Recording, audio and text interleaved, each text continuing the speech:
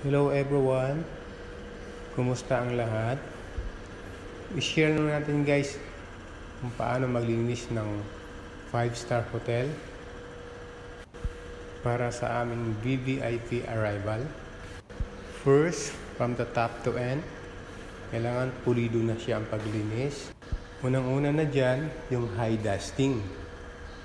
Check yung high dusting, kung may mga pupunasan yung mga ceiling fan, tapos yung mga nasa probe light, kailangan i-check.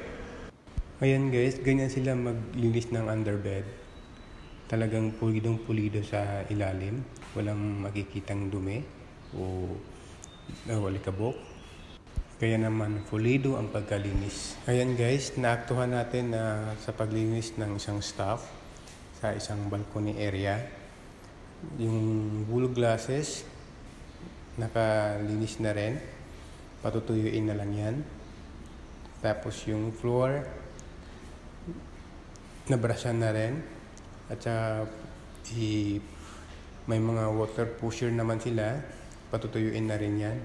At kasama na rin yung mga steam room, dapat malinis na, naka-ready na, pati yung temperature ng init kailangan tama. Baka kasi pag sobra, baka sasabog yung salamin. Ayan guys, pati yung tubig kailangan malinis, tama ang high level ng chlorine. Ayan na nga guys ang aming finished product ng ating deco. Ayan, dapat nakaayos na rin kasi tapos na yung paglilinis. Tapos yung deco ay naka-set up na rin ng ganitong setup. Dapat walang maiiwan na mga finger mark, watermark, footmark, kasi yung sobrang higpit ng nag-check nito. Pag may nakita siyang madumi, i-reduce sa'yo yan. So sayang yung oras, di ba?